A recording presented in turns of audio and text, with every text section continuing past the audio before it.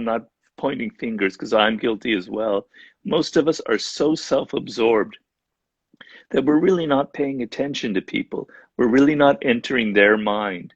You know, one of the laws in the art of seduction is enter their spirit, is to get inside their way of thinking, to imagine how they look at the world. So if I it's a little harder because you come from a culture that's quite different from my own.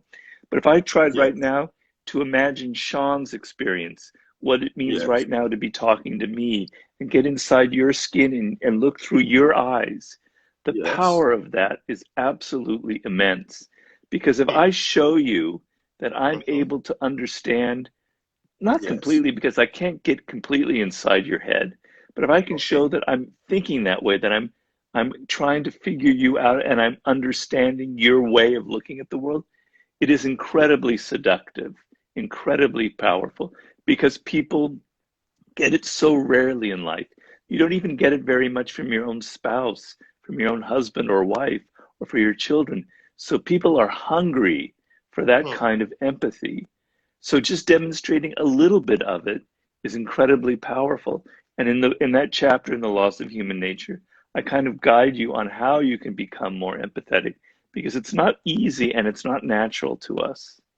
yeah, absolutely. Like you said, we are all narcissists, We are, and yeah, and some people are just deeper narcissists than others, you know. yes, like our president. Yes, yes.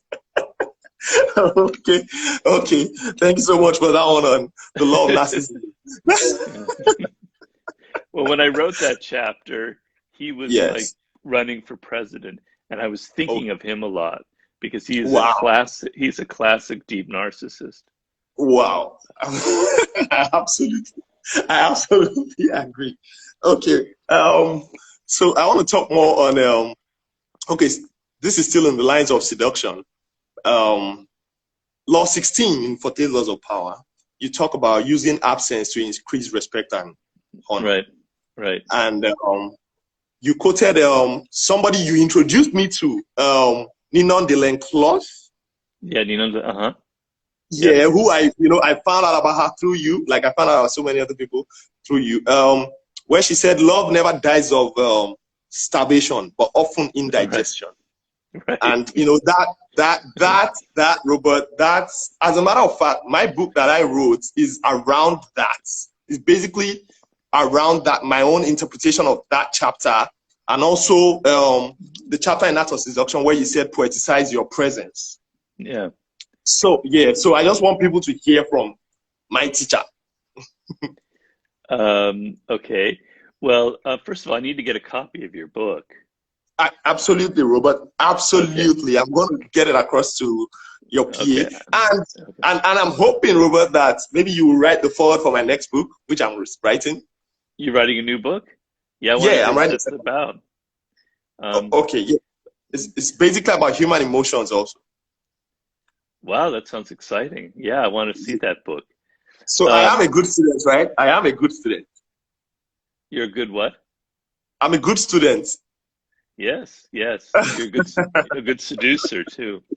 Um, well, basically, you know, we often make the mistake, and when in a seduction kind of setting, particularly men, where we think of overwhelming the other person. Well, actually, women are just as guilty of this as well. Yeah. Overwhelming the other person with attention. We think Okay. that if we call them every day, if we write to them constantly, if we're constantly inviting them out, that shows that we love them. And then Yes. we overwhelm them with attention. We suffocate them, as Ninon de L'Enclos said. And human psychology is that when you do that, it smells of, of desperation and insecurity, like you're not confident of yourself. And as you say, poeticize your presence is a very good kind of way to balance this out because when you absent yourself, let's say you've been calling her and texting her, etc., and she's expecting now to hear from you tomorrow, and you don't, you don't email or text her or call her, and you don't for Yeah. 2 days or 3 days, suddenly she has to think about you. And as she's thinking about you, she's imagining who you are, what you're doing. And that means you have power over her. That means you're getting inside of her. You're getting inside of her head. And if you do it right, that means she'll start surrounding your presence with all kinds of positive thoughts. There's a French writer called Stendhal who calls that crystallization. He says that in her mind, or a man's mind, the kind of emotion of love or interest is starting to crystallize and get kind of bright and et cetera and real. But if you're in their face all of the time, they have no room to think about you, right? So Yes. Napoleon Bonaparte once said that if I go to the theater every night, people become too familiar with me and they lack respect. But if I go to the theater once every month or 2 months and they see me there, then it's an event, then it means something, right? And the problem Absolutely. now in social media is that we are so familiar, we're so bombarding each other with our presence that we don't give people this. We think that that's natural, that that's how we have to please and interest people in us. But really, the ability to use absence to take a step back and to let them think about you instead of forcing yourself on them is the most seductive thing you can do. So, yeah, it's very powerful. Amazing. Amazing. And because you touched on social media, Robert, which is a very invasive form of media, and I think nowadays we are being hammered with an overflow of information more Right, than I think in human history. And I think people are people can just throw their opinion at you from anywhere, right, and it's all in your face. A lot of us we wake up in the morning, and if we make the mistake of opening one of these apps, it can dictate how our day goes, And you said something in Mastery, in chapter 2 of Mastery, where you're talking about the ideal apprenticeship, and then you said the future belongs to those who know how to handle this overflow of information and the media and everything, and who right, can right. actually stay on focus. So I think that you're explaining submitting to reality, the ideal apprentice. So just tell us about I think it's more like paying your dues and everything and putting in the work. Yeah. Well, the thing is, we all want to be really, really good at what we do. And there's a level that's, being good. And there's a level that's being great. And there's a level even beyond that, which is mastery, right? Okay. And Okay. you're never going to get there if you don't have the proper training. It's not a question of how brilliant you are naturally, of that you're a natural genius or that you've got incredible talent. There are a lot of people who are talented in the world who never get very far in life. And so the reality is, you're talking about reality here. In our culture with social media, etc., we're Yeah. addicted to easy things. We want things fast and quick. We want to take a pill that will make us smarter. We want an app that will fix things. But when it Yes. comes to being to master, to being great at what you do, whether it's a personal coach, a business person, a writer, it takes hours and hours of training. And that is Yes. the reality. And you need to stop, not you, but people need to stop whining and complaining about that and saying, oh, it's so boring, it's so tedious. In fact, reality and work and being disciplined is actually a wonderful feeling.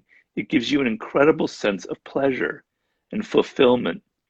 If you look at any great athlete in the world, I just finished a book that I'm going to be using in my next book for research on the great soccer player Pele, the Brazilian soccer player Pele, Yeah. right? Yeah. Who Okay. must be considered the greatest master when it comes to football, right? Oh, For yes. sure. If you understood how addicted he was from the age of 6 to football, Wow. that's all he lived for, right? And it was boring and it was tedious, but after several years, he got better and better and better until he could do things that never anybody had ever seen before. And he was so poor that they couldn't afford a football, So they would take socks and roll them up until it looked like a football. Football. They would play with that in the streets. But Hmm. the point of Pele is that you need to love what you're doing, because if you love your subject, so law, for instance, for Shawn, I can call you Shawn, right? That's your name? Yeah, yeah, that's it. Shawn, yeah, that's Sorry. all right. Yeah. Okay, sorry. That's it. So obviously, law wasn't your love, right? Hmm. Yeah, I'm well, assuming. I think law, I think human psychology, just human nature, man. That's just what I loved. Did you get your Human. degree in law? Yeah, I Oh, graduated you from did. law. Yeah, Oh, are you a practicing lawyer? no. I Because think it I, I yeah, think I think I went into law just to satisfy my parents, you know. exactly. In Which is what, yeah, yeah, I I went to satisfy my parents. So, but I'm really interested in what I'm doing now. Psychology, human exactly. psychology. So if you really love what you're doing like you do, then practicing or studying or reading my book or other people's book isn't boring or tedious. It's fun. It's exciting Absolutely. because you're learning something, you're getting better. And that's how the human brain works. So I want to get people to stop fantasizing and living in a fantasy world about how it is to be good or great in this world, and to come to terms with the reality that it takes hours of practice and it takes incredible discipline. But the rewards are absolutely incredible, as you know now with your success. Exactly. Exactly. Yeah, you're so right, Robert. Because I think the generation we live in like now, like you said, people want apps to do this. There's a quick fix for everything. So we basically are just scratching the surface of a lot of our endeavors. Now, you said something about a new book, and people have been going, people have been, screaming in the comment section. Are we having? Oh, Are you giving us a new book soon? well, soon is never good for right for me because it takes 3 or 4, and Human Nature took 5 years to write. So Wow. I hope to finish it in about 2 years, so then it Okay. would be out in about 3 years. So, but Wow. not longer than that. I'm finishing the research, and I'm about to this summer I'm going to be starting the writing process, which is What, what's always the hardest what's part. Well, the yeah. well the title of the title of the book is called The Law of the Sublime, Hmm. and basically, the 18th chapter in Laws of Human Nature, I discuss what I call the sublime. And what I'm trying to Okay. say is human life for us is a kind of a circle. And we're Okay. trained from very early on. This circle includes how we're supposed to think, how we're supposed to behave, what we think of politics, what we think of business. There are all kinds of conventions and rules, and we live inside that circle. And our thinking becomes as small as that circle is. Some people, that circle is like that big. Other people, it's, pardon my, Yeah. it's like that big or much bigger, right? And so the Yeah. mind expands to the degree that you expand what you're willing to think about the world. So to me, Yes. the sublime is if you have a circle, going outside that circle and having new thoughts, new experiences, testing your limits, going beyond your limits is such an exciting experience that it's almost as good as sex. It's like Yeah. it's like it's like a mental orgasm in a way. You're exploring, you're going, because I think we're all oppressed by how Yes. we're supposed to follow all these rules and how we're supposed to, but to expand your way of thinking, to consider other perspectives, to consider other cultures, to consider other ways of thinking about politics or business is incredibly fulfilling, incredibly enlightening, and it's very exciting. I know I've had that experience. And so but the ultimate limit in that circle is your mortality, is your death. Because death is our ultimate limit. We know we can't go beyond that as far as we know. And so the ability to come to terms with your mortality, your death, and to think about it and to go beyond it, beyond your fear, is the ultimate form of sublime. That means you no longer have any fear. That means you feel very excited and energized to make the best of each day that you have. And I had a near brush with death about almost 2 years ago. So I'm Yeah. speaking personally about that. So that's more or less what the book is about. It's a little difficult to describe. And so, for example, you would wonder, why Pele? How does he fit into that book? Well, the idea is one of the aspects of the Sublime is very much about empathy, the ability to get outside your skin and to get into the world of other people is to go outside your normal limits because we're usually trapped in our own brains and our own thoughts. But to see the world through other people is very exciting. And Pele and the Brazilian team that he played for and his club Santos, he had such a feel for his other players that they didn't have to think. They knew exactly where each of the other one would be at one point, right? So they were completely connected as a group, as a team. And that feeling where you don't have to think, where you know the people around you so well, is incredibly a sublime moment. And that can happen to any team of people that you work with. So I hope that gives you an idea what the book is about. Completely. We definitely can't wait for that one. Okay. We definitely can't wait for that one. I mean, a lot of us pre-ordered The Laws of Human Nature. So if there's a pre-order link right now, we'll pre-order from now. Okay. Well, you can't even pre-order it yet because it doesn't even exist. Okay, Robert. There's something about Drake producing for New Laws of Power on your page. Is it going to make it into like a short movie or? Well, right now in Hollywood and Los Angeles, because of the coronavirus, COVID-19, the whole business is shut down.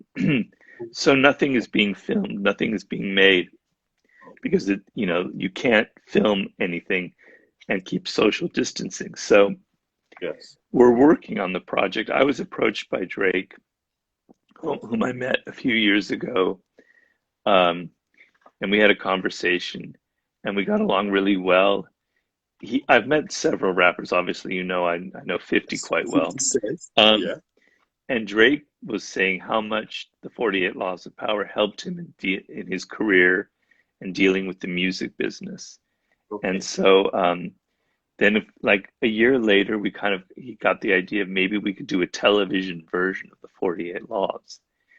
And what the idea is, we haven't quite figured it out yet, but what the idea is, each episode of the show would be about a particular law of power. And sometimes we would take stories that are in the book, like, for example, in Interaction with Boldness, there's the story of the con artist who sold the Eiffel Tower several times and made a fortune, even though it's impossible to sell the Eiffel Tower.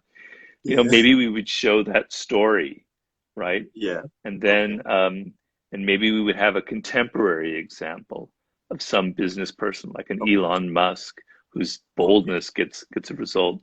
But each episode would be about a different character, a different story, and you would sort of learn like you're reading the book, but instead of reading a book, you're watching a show. That's the idea. I don't know. We've signed a contract. We have a deal with a studio, but I've been in Hollywood for many years, and I don't have complete confidence that it'll ever make it. But being with Drake my chances go up a lot more. Okay. Yeah, we definitely can't wait for it. He's a great guy, by the way. He's really smart. Wow. He has a lot of fans here too. And yeah, you like you said, you get along with a lot of rappers. In Fearless, I said Fearless. In the 50th Law, there's a part, chapter 4, you speak about calculated momentum, keep moving, which where 50 Cent says, 50 Cent was the person I created, and when we got to a time where I had to destroy him, I knew, or something like that. Apparently, definitely, we've all seen 50 Cent go from his rap career, he's now into movies, and he's doing amazingly well, So, and we've definitely seen a lot of celebrities, maybe it could be musicians who at some point have to, maybe cross and do something else. Maybe it could be footballers who are now old and are not as fit as they used to be. Maybe we see different parts of creative arts. People tend to get attached to the version of themselves they became successful with. And I think that's what you were explaining. Yeah, so please just tell us more about that. Well, I think the word I used in that chapter is flow, to have a Flow, sense of yes, flow. yes, flow. And it's also about one of the chapters in the 48 Laws of Power called Recreate Yourself. So, And the idea is, in any business, and particularly in the rap world, it's very hard to have sustained success, right? How many rappers do we know that last more than a few years and that are well known and are successful? It's very difficult because tastes are changing very rapidly. So absolutely. 50, who, basically began his rap career, I'd say very early 2000s with his album Power of the Dollar, which never got released, which is a great, great album, by the way. So Wow. he's been around 20 years practically, about 20 years. That's an amazingly long time to be successful, to be famous, and to be well known. But he's different from others because he did not want to, we talked earlier about reality and about the ideal apprenticeship. He didn't want to be like the other people. He didn't want to be like Ja Rule and the people who have fame and success for a couple of years. He's playing the long game. He wants to be an entrepreneur. He wants to be making money for 10, 20 years. He thought that very early on in his career. So he planned it and he was very smart. So he did a lot of things like he started his own clothing line, through G Unit. He started his Yeah. own music label, G Unit Records, which he has his own rap artists. And slowly he expanded his business empire. And that is flow and that is momentum, where you don't get, the world is trying to put you in a corner, right? They're trying to categorize you. Oh, this is who you are. You're a rapper. You're kind of a thug rapper. And if you listen to that, if you let people define you, then you're finished. You're through. You have to define yourself. You have to tell people that's not who you thought I was. You thought I was just this thug rapper. Actually, I'm not. I'm a really smart businessman. I made millions of dollars with vitamin water. I'm going into movies. I'm going into music. I'm going to do books with Robert Greene. And then he just has a book that just came out recently here. Yeah. So that is Yeah. flow and that is momentum. And for you, for like Shawn, maybe in 3 years, you decide to go in a slightly different direction with yourself so that people never have the sense that they completely know you. You're always surprising them. It's like a seduction in a way. Instead of seducing a woman, you're seducing the public. So when you're Yeah. seducing a woman, you're going to try different things to kind of surprise her and shake her up, give her the sense that she doesn't really know who you are. And that's very exciting. You're doing that with your Yes. public. We don't really know who Shawn is. Oh, he's going into this other area. I don't know what that would be. Maybe you become a rapper. I don't know. Um, Okay. and then, Actually, yeah. I'm at that point right now because I have been a musician. Ah, I've been a yeah. I'll send you some of my songs so you listen to it. I'll send okay. you the YouTube links. So I would love me that. going into this field. So actually, this is me applying the concept of the flow in my life Right, right now, shifting right. from being a musician who they've always known, with the music videos with the cars and the girls, now coming to do this right now. So a lot of Right. people are, so a couple of people who are just knowing me get to now see my music videos are like, is that the same person? And then That's some people very are like, good. oh, yeah. So I'm actually in that right now, changing So, my, work with the flow. Exactly. so you follow a lot of my laws, don't you? Absolutely. I live them. I live a lot. I live a lot of them. You see, Robert, Yeah. I've studied you so much, Robert. I've studied your writing so much. I've practiced. I've failed. I've reapplied. I've had some bad relationships. I've had We all have. terrible seductions. You know, I've had successful ones. So, but now I think I'm getting better. You just never stop learning. Okay, that's good to hear. Very fun. Okay. Okay. This is for my people. I know a lot of people are on here right now who work in an office environment where maybe everybody's trying to get everybody's trying to be the man at the top, the man at the top's favorite. People are biting each other, backstabbing each other just to get ahead and everything. And I think an interesting chapter for me in this part is Law 21 in 48 Laws of Power, where you say play a soccer to catch a soccer. seem dumber than you mark. I mean, there's so many of your writings that go along. So I just want you to tell us something about that. Well, the idea is that everybody that you come into contact with has an ego, right? Okay. And you're not often thinking about that. You assume that maybe that person you're encountering is kind of secure and strong, and you can you can do whatever you want and say whatever you want without realizing that they might have an ego and they might be offended by what you say. And the thing Okay. that offends people the most and is the greatest sin of all is to make them feel like they're not as smart as you. True. So if I give you the impression, Shawn, that I am so much smarter than you when you first meet me, that's not a nice feeling, and you're not going to like me, and you're going to be Yeah. feeling defensive and insecure, and unconsciously, you're going to maybe even hate me, and even maybe want to do something to hurt me. Let's say we're in an office together. So making yourself appear smarter than everyone, which you'd think you do. Wow, I have to impress people with how smart I am. You don't realize that you're making them inadvertently insecure. It's like law number one, never outshine the master. But the opposite effect is absolutely brilliant. And that is to make people feel like they may be smarter than you. And if they feel that they're smarter than you, not that you're stupid or that you're incompetent, but that maybe they're a little bit better at the same job, then instantly they're not worried about you, they're not defensive, they're not paying attention to you, and that gives you room to maneuver. And that particular law is a law that con artists use, and I have a con artist story. But Yeah. 50 Cent was a huge practitioner of that law, and he knew, and a lot of black musicians in the United States have used that law for years, where they go into meetings and they don't intimidate the executives. They make it seem like, they know less about the music business than the other person.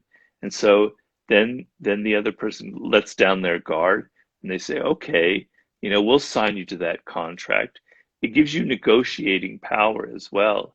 And so he was a big believer in never making people realize how really smart he Smart. is as a strategy, because it gave him the sense that people weren't paying attention to him. They weren't worried about him. Because if you seem so smart and so clever, people are going to catch on to who you are. And they're going to Yeah. figure out that you're playing this root law of power, that you're being clever. But if they think you're not so clever, then that gives you room to try all of your different maneuvers and strategies. So that's the idea of play a sucker to catch a sucker.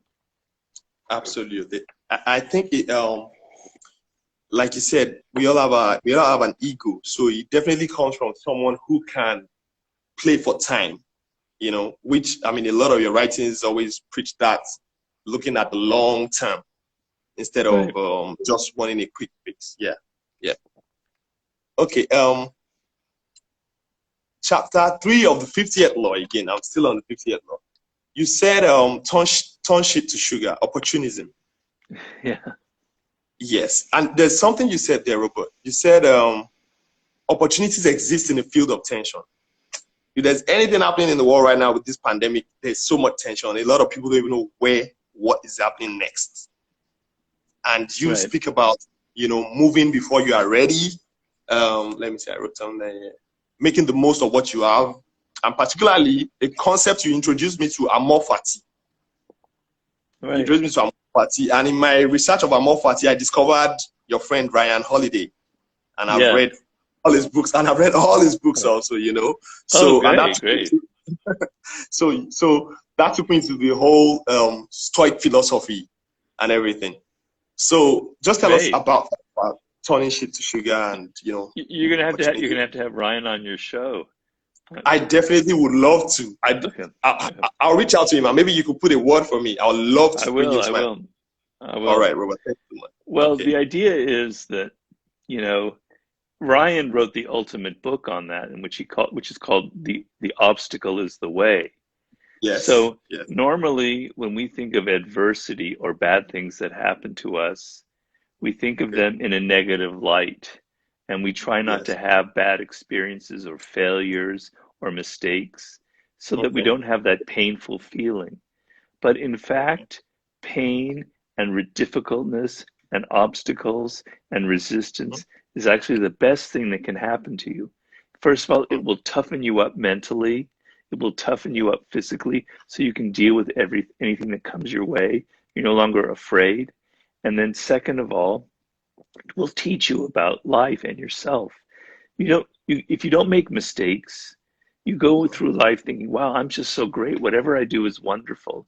But the moment you make a mistake, you have to realize what you said wrong, what you did wrong, why your book didn't succeed, and then it makes you learn. It's the only way to learn. So now we're going through this pandemic. I don't know exactly what it's like in Nigeria, but here in Los Yeah. Angeles, we're in quarantine. And for Yes. me, it's not that difficult because my life is basically quarantined as a writer. I'm always stuck in my house working. But it's very painful for a lot of people. They Yeah. don't Totally. have their usual entertainments. They don't have friends. They're not socializing. They don't know what's going to happen with their career. Will they have a job in a few months? And that is, to quote that book, that is real shit. That is bad. That gives Yeah. you a feeling like this is traumatic, and you get anxious and worried. And when that happens, you become kind of defensive, and you stop doing that calculated momentum, that flow.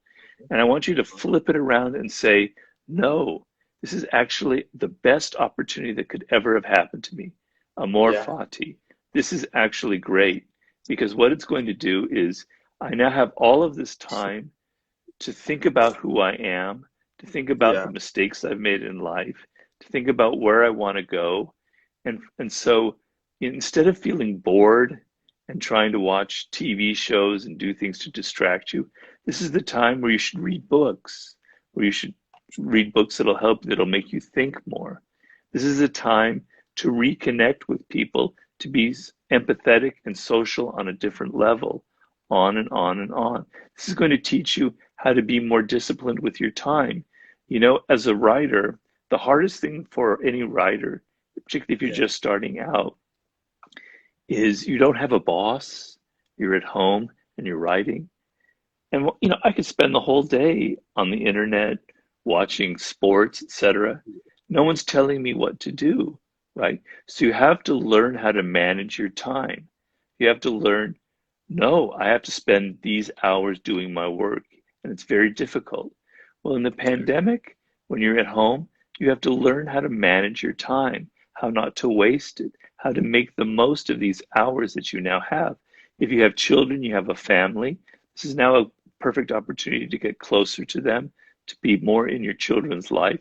In other words, stop thinking of everything, stop complaining and thinking of everything as, oh, it's so negative, oh, it's hurting me, oh, why has this happened to me, etc.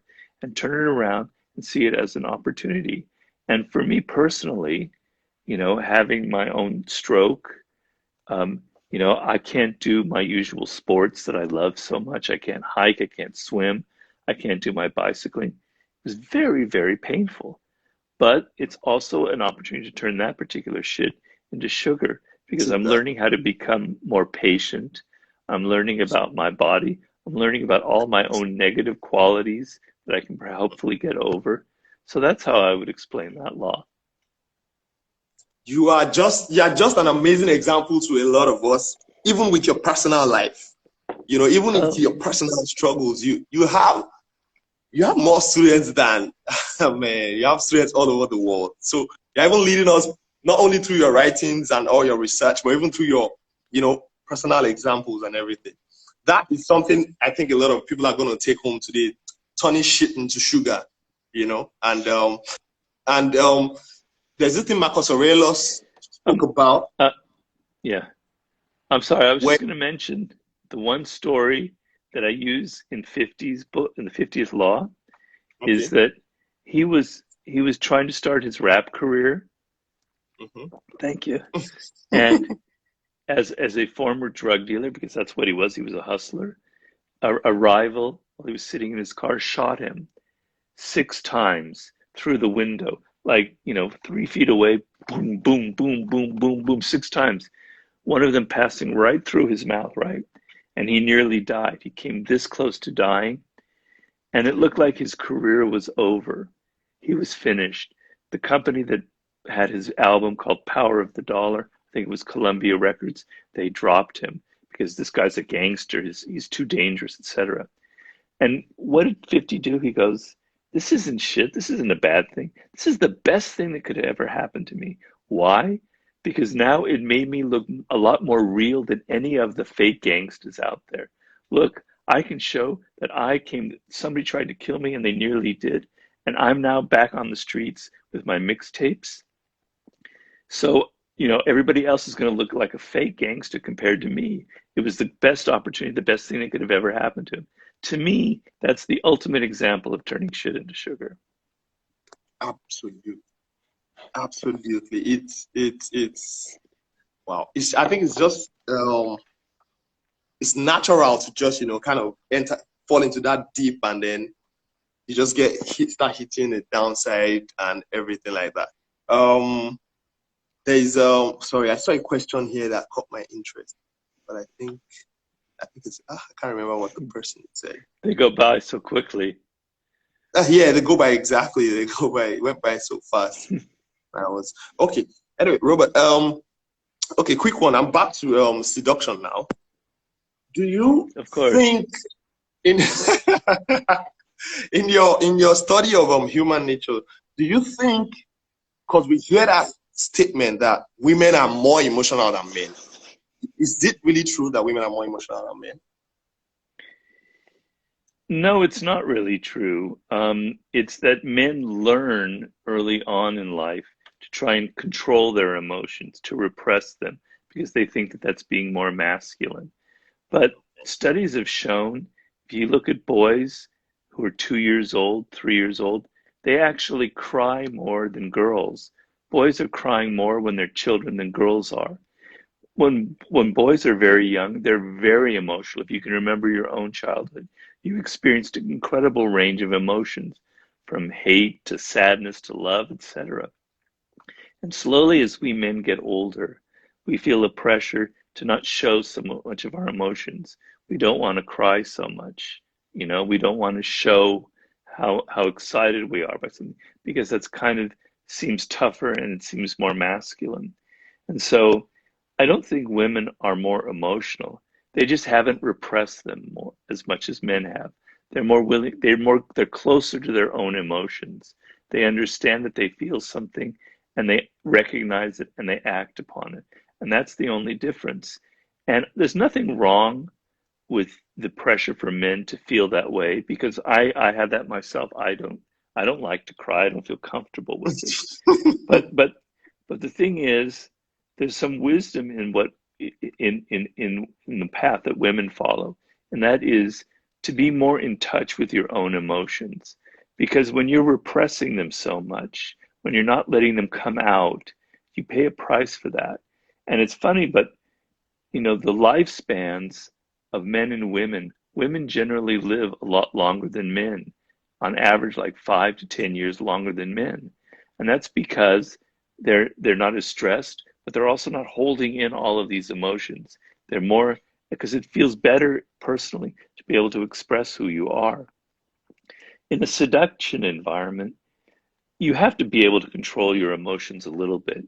Let's say you really are in love with this woman, you're really excited by her. You have to show that, but if you show too much of it, it'll have that thing that we were talking about earlier, the suffocating effect, right? Yeah. It'll make people wonder about you. They'll take you for granted, which is the worst thing that can happen. So you can't repress your emotions, but you have to control them a little bit. It's kind of an art, which is what I call the art of seduction. So in that kind of game, you have to know how you feel. You have to be aware of your emotions. You have to be aware of your insecurities and your level of confidence and how important they is. But you have to be able to control them. And the same is true in an office situation.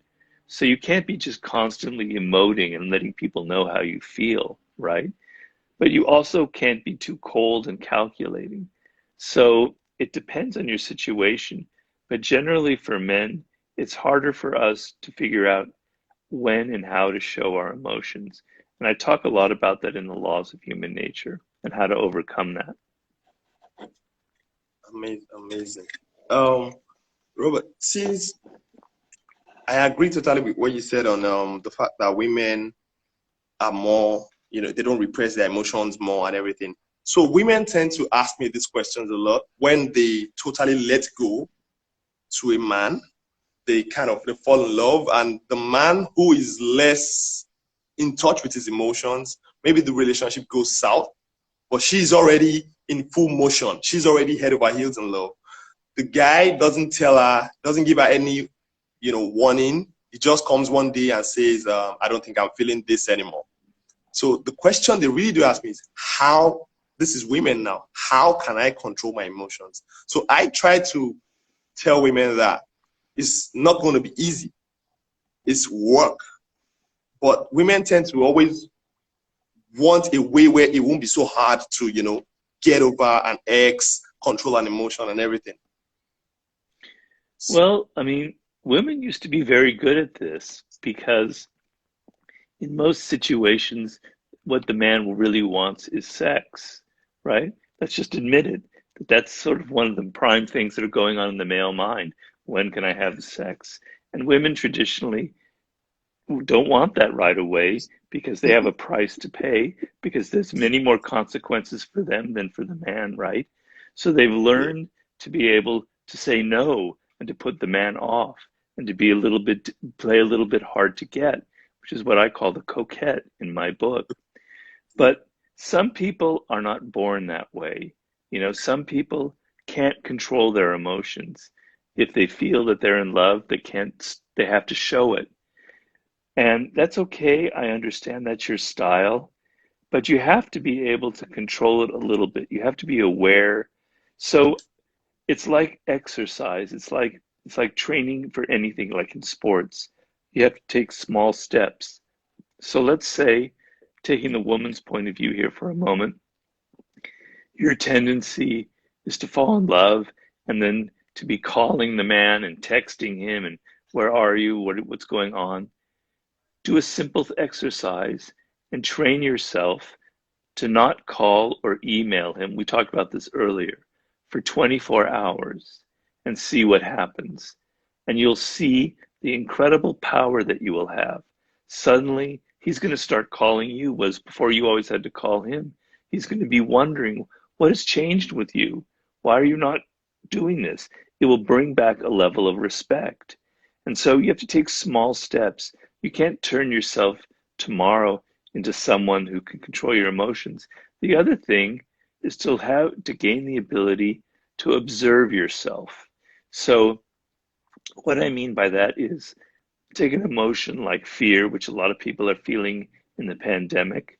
Instead of just giving into the emotion and giving into fear and assuming that it's real to feel fear at this moment, you step back and you go, why am I feeling fear? What exactly am I afraid of? Is it something that I've heard in the media, or is it something that I'm experiencing directly in my life?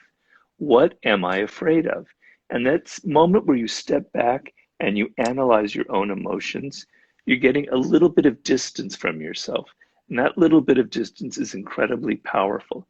So instead of constantly reacting to your fear and reacting to your anger and reacting to your love or excitement, you're able to take a half step back and think about it and wonder about yourself and why am I feeling this?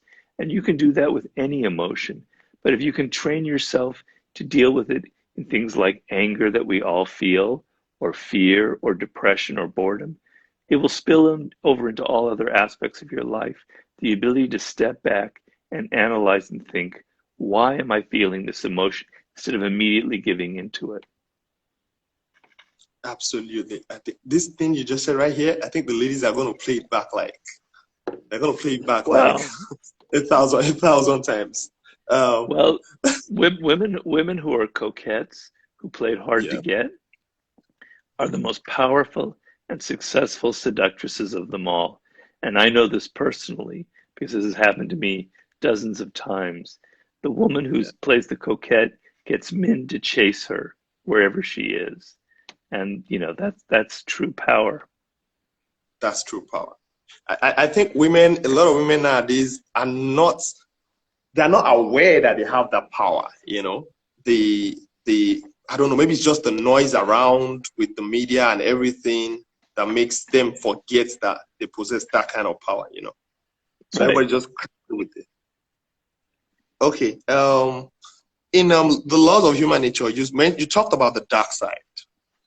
I know there was Right. a time I put up so when I read it, I just put up a post, I just put up a tweet and I was like, confront your dark side. So people started asking me, what do you mean? What do you mean? What do you mean? What do you mean? What do you mean? So I just thought, okay, when I'm talking today, I want you to tell us about the dark side, which everybody has.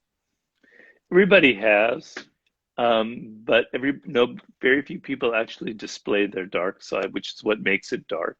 So the idea is that when you were a child, we talked a little bit about boys, but the same thing applies to girls. 2 or 3 or 4 years old, you had a full range of emotions. If you were angry or really didn't like your brother or sister, you would go over and you would punch them in the face or you would push them. You would act on it. If you loved somebody, you would just go over and hug them. You didn't think, you didn't Yes. worry about it. You were just natural. And even if Yes. you had aggressive impulses, if you wanted to steal something or you wanted to take something from somebody else, you would act on it, right? And then as you get older, as you become 6 or 7 or 8, in school and in the family, people are saying, no, Shawn, that's bad behavior. You can't do that. You need to be polite. You need to be able to get along with people. You can't constantly be trying to be so aggressive with others. You have to be able to respect them. Okay. And slowly, which is important because we all have to be social animals and get along with people. But slowly, Yeah. what happens is those emotions that you had as a child, some of that aggression, some of what we may even call a little bit of a slight violent edge to you, gets repressed. It gets pushed down deeper and deeper and deeper because you don't want to show that to other people. You don't want to show them that you're full of ambition, that you have this kind of aggression and hunger to get things done. Because I don't know if it's like that in Nigeria, but in America, with all the political correctness, to show how ambitious you are is kind of, it's not so good. Okay, so you repress and you repress and you repress, but you can't repress it because it's who you are. It's inside of you. It's part of you. It's real. It's natural. So what happens is it comes out in ways that you can't control, in ways that you're not even conscious of. So you find yourself saying something kind of nasty to a friend or to a spouse or to a boss, and later on you regret it. You go, why did I say that? That was the wrong thing. That's your dark side coming out, that is spilling out because you tried to repress it too much. And we see that all the time with political figures and celebrities, where they'll suddenly have an affair with someone and it completely destroys their relationship, it destroys their life, and they really regret it and they don't know why, because they were trying so much to repress that kind of devilish side of their personality. And so, what I'm trying to tell you is don't be afraid of your dark side. Don't be afraid of your own natural aggressions, of your own ambitions, of your own loves and hates and anger, because that's part of you, contains incredible energy. It contains incredible creative energy, but you need to be able to control it. You need to be able to channel it in the proper way and not just get out and be aggressive, but actually know what is the proper way to use that dark energy. So one example is, I live in Los Angeles Okay. and I'm a huge basketball fan, and the Los Angeles Lakers are by far my favorite team because I grew up here. And Kobe Bryant was one of my favorite players of all time. He was a great, great player. And unfortunately, he passed away. He died recently. But Kobe had a lot of that dark energy. He talks Wow. about it. He was very angry. He was very aggressive. And he learned to put it into the game itself. And Michael Jordan was also the same way. He channeled it into the game, into being incredibly competitive, right? And that's a socially acceptable way to be. Of course, we're not all playing basketball, etc. But channeling your aggressive energy into competing and being the best person at your job and being superior and excellent and Mhm. being the best person in your business and making it successful is the right way energy. And if you're an artist, if you're a rapper or a writer or a filmmaker, taking that dark side and putting it into your work, people love it. That's what makes a film so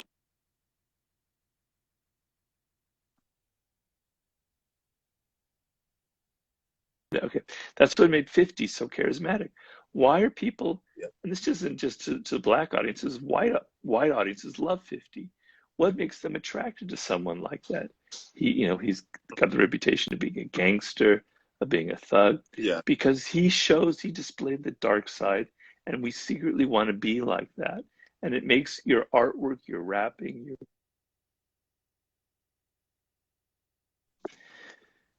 my battery's getting Okay. low here. Oh, okay. We're gonna wrap this up in a second. Okay, okay. I'm Yeah, sorry. because it's been I an don't. hour I just exactly. I don't want it to die, and I can't reach my cord here. So anyway, go ahead. No, okay. We'll wrap it up now. No, no, no. It's okay. I got a little bit more time. Go Okay. ahead. Okay. So, okay, you finished what you're saying on the dark side just now, right? Yeah. Okay. I've asked you everything I want to ask you today. I'm seeing if anybody has a lot of questions. Now I learned that you have a new book coming, so I'm just looking forward to that. Robert, I'm going to get my book across to you. Oh yeah. Uh, I'm going to get it across to you, and and my next book, if you can write the forward to it, is you just made you just made my dreams come true. But I'll discuss that. I'll discuss that with you. Yeah, Okay. When is it? When will the it be possibility. ready? It will be ready. I've been writing it since last year. My books take me like the one I put out now took me like 2 years, but this one I've been writing That's since last year, so I'm almost done.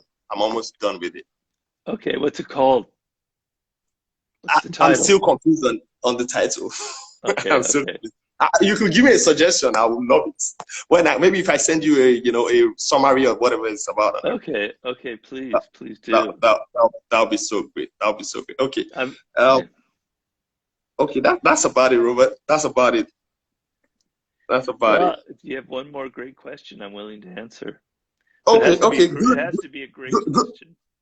Yeah. Okay. Please. Law 30, which is something I try to live. Make your accomplishments seem effortless and for this Right. of power. We live in a Right. world where everybody wants to show off. Everybody wants to announce what they're doing because of the Right. power and the demands of social media. Right.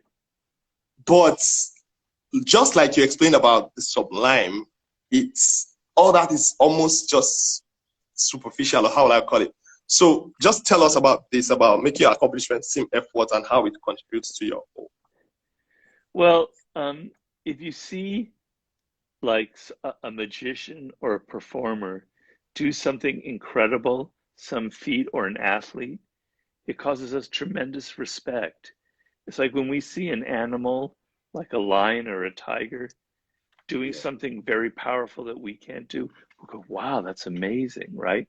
But the same thing happens for us humans. If we see another person perform a song and mm-hmm. or do something on the football pitch, and we go, God, I Yeah, could never do that. That was amazing. How did they do it? And it gives us incredible amount of respect, like we feel yeah, towards an animal that has that power.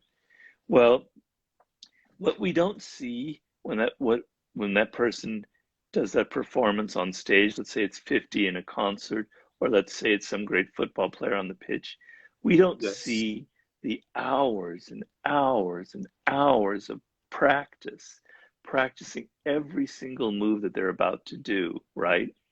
And all of the details that go into it, or a great dancer on stage, a group of dancers, we don't realize how long they prepared those different moves and how much preparation went into it. And if we were aware of how many little things they did to get to that powerful performance, we wouldn't feel so much respect, because then we would go, well, I could have done that. Anybody could have done it. It's just simply practice, which is the truth. But the truth isn't seductive. The truth isn't always powerful. What is powerful is illusion and fantasy. right? Because that's what people want in life. So if you're a magician and you make something disappear, people go, wow, how did he do that or she do that? But if they know how you did it, it doesn't mean anything, right? But the problem Yeah. with a lot of people is they want to show everything. They want to tell everything that they do. They want to spill out their guts and say, look how hard I worked. Look how much effort went into writing my book. Look how long it took me, because they want people to feel sympathy for you and how hard you worked. But that's the last thing you want to do, right? So Yeah. personally, when I write a book, I shouldn't be doing this, but maybe it's just between you and I and 800 other people. When I write a book, I read Yeah. about 200 or 300 books for research. It's Wow. incredibly tedious. I can show you right now my note cards for the next book if you want a Okay. sneak peek, if I can let you Yeah, see that. we would love Um, that. let, let me know if I don't want to spill them, but I only have one arm. Oh, These are I all understand. Yeah, yeah, Robert, you're an these are inspiration so much. these are all of my cards for this next Wow. book. That is Wow. hours and hours and hours of work. These are like over 1,000 cards, and I will have that for and What? um, so um, full of stories and examples from Yeah. history. I don't want my readers to know that. I want them to read the book and go, this flows. This is almost as if he just wrote the book. And if I give that impression, people go, wow, that is really amazing. Robert's an amazing writer. How can anybody pull that off? But if they show them all of my work, Yeah. that's not so great. So I try and keep that part secret. And here I just showed it to 800 people in Nigeria, but that's all right. So that's It's what still make it amazing. here.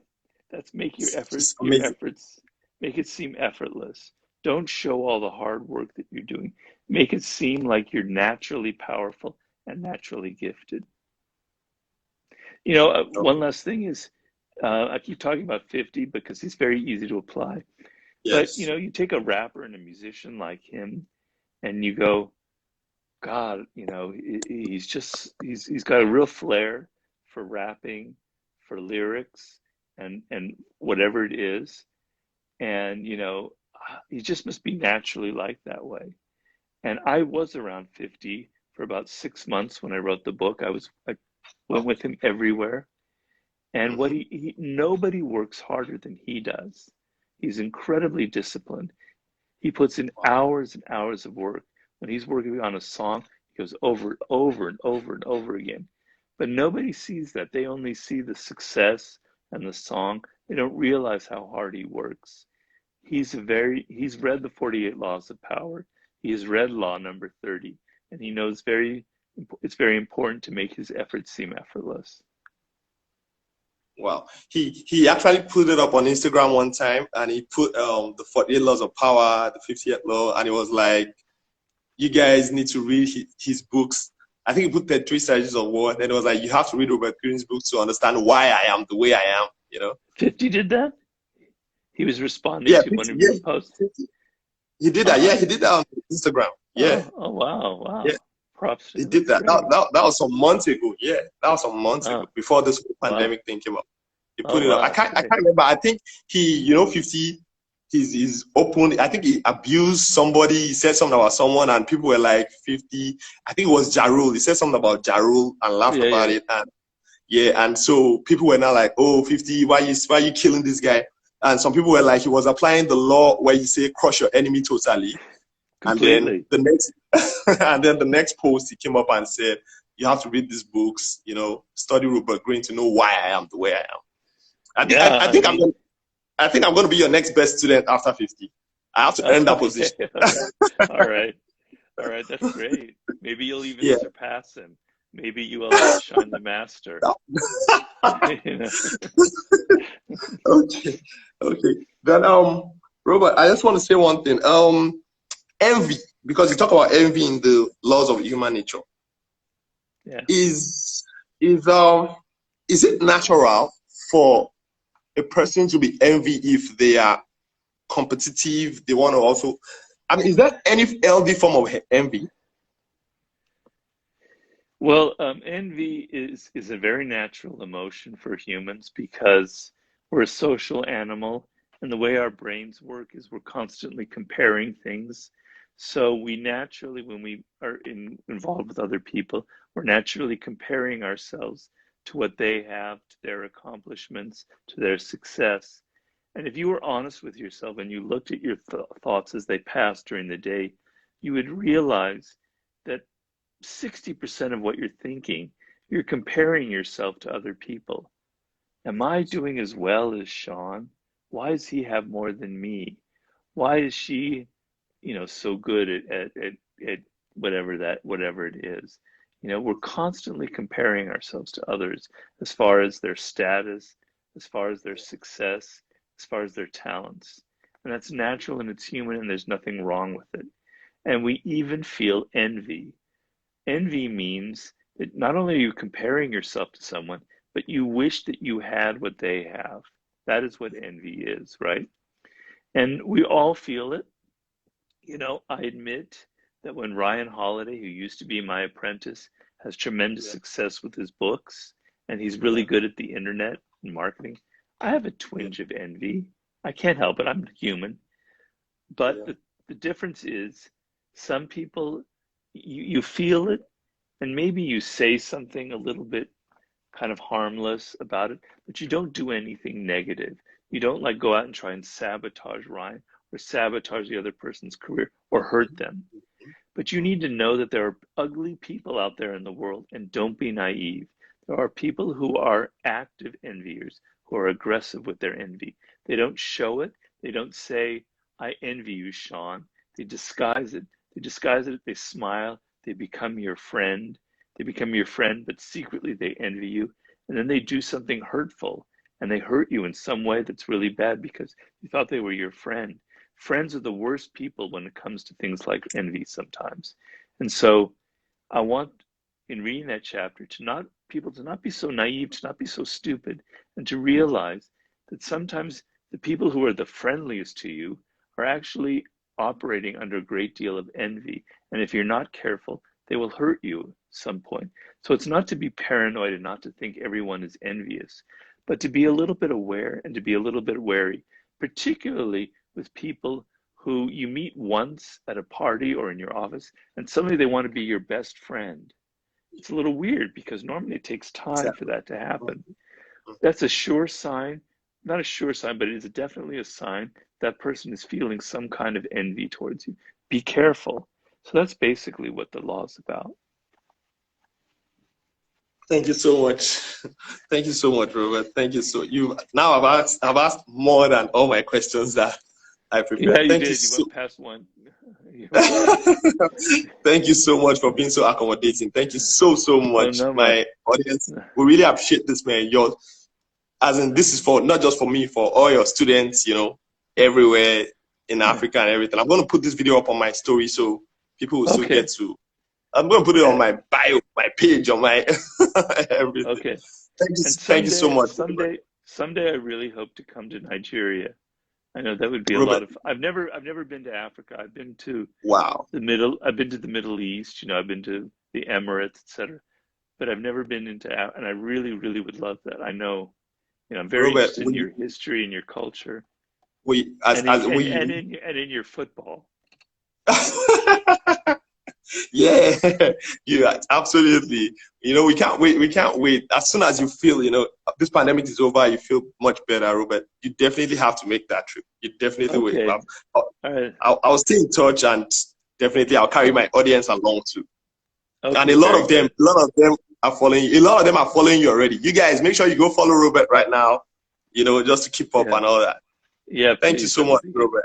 Oh, thank you This so much this for is an having me, amazing Shawn. day for me. This is me Oh, speaking to the person who actually made me go into what I'm doing right now. So it's oh, an very. amazing day in my whole life.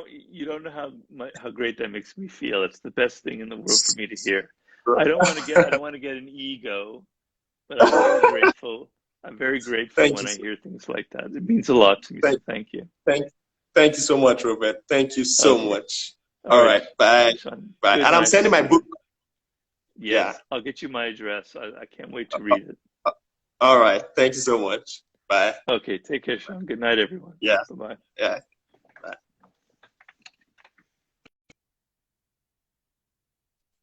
Okay. Did you guys enjoy it? I had fun. I had a lot of fun. Why are you guys teasing me that I'm blushing? I'm blushing. I don't understand. If you see Michael Jackson, will you not blush? This is my own Michael Jackson. If you were to have a live session with Beyonce, would you not blush? This is my own Beyonce. This is like me just having a whole session with Jay-Z or somebody. This is you don't understand. This is my Rolex model, my biggest Rolex role model in the whole wide world. So that's just what it is right now. I mean, if I was to choose, if they were like P. Diddy, Beyonce, Jay-Z, name it, whoever wanted to have a session with me, or Robert Greene, I will pick Robert Greene 1,000 times over. And that's just what happened right now. So you guys know that I'm definitely not going to sleep. Definitely not going to sleep tonight. You guys are amazing. Thank you for the comments. Thank you for everything. I'll put it on my this thing, on my stories. You guys are the best. Go and buy his books. Go and buy it. Ale Giwa, Oga Police, my better person. I see you. Nice one, boss. Nice one, boss. Esther Chicks, I see you.